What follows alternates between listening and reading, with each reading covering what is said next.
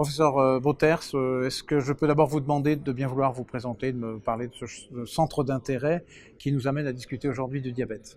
Oui, donc Christophe Boters, donc je suis lillois et donc j'ai un intérêt pour le diabète depuis beaucoup d'années, donc en relation avec les maladies cardiovasculaires. Et donc l'objectif de cette conférence cet après-midi, c'est d'en parler spécifiquement donc du rôle du diabète en tant que facteur aggravant des pathologies cardiovasculaires.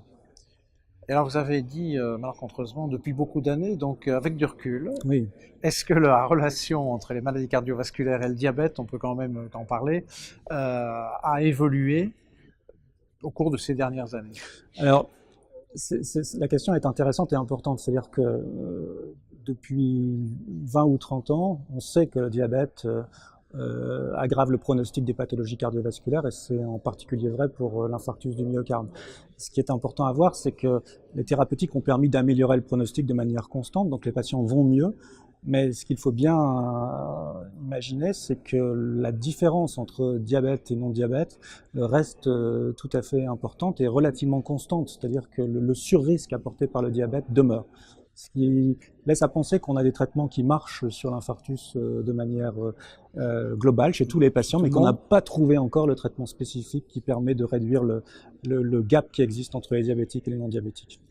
Alors, situation que connaît bien le cardiologue, un patient qui arrive avec une maladie coronaire, quelle que soit sa forme, on va en parler, et manque de peau, en plus il est diabétique. Alors, quels sont les problèmes qui sont soulevés par les cardiologues? Alors ils sont nombreux. D'abord, la vraie question que se pose le cardiologue, c'est est-ce que le pronostic va être différent? Quelles vont être les complications éventuelles qui sont plus fréquentes à redouter chez le patient diabétique? Pour être un peu simple, on peut dire qu'il y a deux sortes de complications. Il y a les récidives d'accidents coronaires, ce qu'on imagine en première intention, mais il y a aussi un autre phénomène qui est beaucoup plus fréquent chez le coronarien diabétique, c'est l'insuffisance cardiaque. Pratiquement 2 fois plus fréquente dans les suites que chez un patient non diabétique. Donc ça, c'est la connaissance, j'allais dire, assez physiopathologique de la question. Mais au-delà de ça, je pense que les cardiologues sont surtout intéressés par des aspects de prise en charge thérapeutique. Y a-t-il des prises en charge différentes à réaliser en fonction du diabète? Et là, on pourra en parler longtemps. Il y a des choses qui diffèrent, en particulier donc, dans la prise en charge des revascularisations. C'est un grand classique, la revascularisation du diabétique. La préférence qui est donnée au pontage par rapport aux angioplasties, surtout quand les lésions sont multitronculaires. Sur le plan des médicaments, il y a encore relativement peu de choses, c'est-à-dire qu'on donne finalement, le meilleur traitement est donné aussi pour les non-diabétiques. Il n'y a pas forcément de stratégie d'escalade en fonction de l'existence d'un diabète. En ce qui concerne les traitements spécifiques du diabète, comme tu le sais, donc il y a des choses qui pour l'instant n'ont pas beaucoup évolué, mais qui dans les dernières années commencent quand même à évoluer, puisqu'on voit apparaître des thérapeutiques qui pourraient spécifiquement donc jouer sur ce surrisque des patients diabétiques. Il y a les thérapeutiques qui n'aggravent pas, les thérapeutiques antidiabétiques qui n'aggravent pas, et celles qui pourraient améliorer. Oui. Pour l'instant, on en a plus dans la première catégorie que dans la deuxième. Oui, tout à fait. Mais justement, donc, à l'heure actuelle, on peut dire que si on voulait faire un résumé, que le surrisque demeure assez constant et que ces patients diabétiques continuent d'aller très significativement plus mal que les non-diabétiques. Et je pense qu'une telle réflexion, quand elle sera refaite dans 10 ou 15 ans, parce qu'il faut toujours le temps que ces traitements s'implémentent dans la pratique quotidienne, pourra être différente avec les nouvelles choses qui apparaissent, en particulier les thérapeutiques qui ciblent aussi des voies. L'impression, c'est une première approche, mais on a l'impression que les nouvelles thérapeutiques pourraient d'ailleurs cibler des processus physiopathologiques différents. Certaines thérapeutiques être plus indiquées pour prévenir les problèmes de récidive coronarienne et d'autres jouer sur des choses comme l'insuffisance cardiaque, justement. J'allais dire un détail supplémentaire. Non, c'est pas un détail parce que ça va être mal vu. Est-ce qu'il y a plus de problèmes avec les femmes diabétiques pour le cardiologue qu'avec les hommes diabétiques?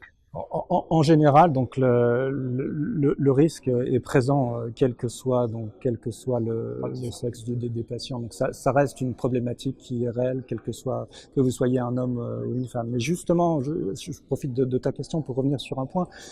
Peut-être pas penser que les diabétiques vont toujours plus mal que les non-diabétiques. C'est vrai dans l'insuffisance cardiaque, c'est vrai dans la maladie coronaire.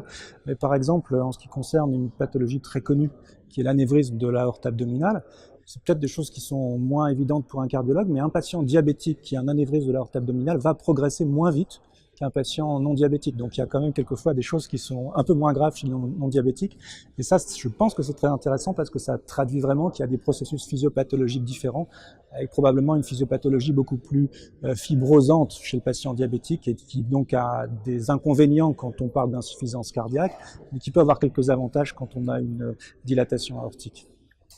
Après une présentation comme celle de cet après-midi, quelles sont les évolutions qui pourraient faire plaisir à la fois aux cardiologues et aux diabétologues en tant que professionnels intéressés en bipartie? Je pense que tout ce que tout le monde attend, c'est les nouvelles thérapeutiques du diabète et de voir comment ces thérapeutiques, d'abord il y a beaucoup d'essais qui sont en cours et qui vont apparaître dans les prochaines années, et donc surtout de voir si on va être réellement capable maintenant de jouer sur ces éléments physiopathologiques du surrisque pour, on l'espère quand même, dans les années peut-être 2020-2030, voir les courbes des patients diabétiques et non diabétiques. Je ne sais pas si elles se superposeront un jour, mais au moins se rapprocher de manière la plus significative possible. Et pour l'instant, c'est surtout l'insuffisance cardiaque où on a les plus grands espoirs avec les inhibiteurs de GLP-3. Bien sûr, donc l'insuffisance cardiaque, c'est un espoir. Maintenant, on n'en est pas encore à rapprocher les diabétiques totalement des non-diabétiques. Merci beaucoup. De rien.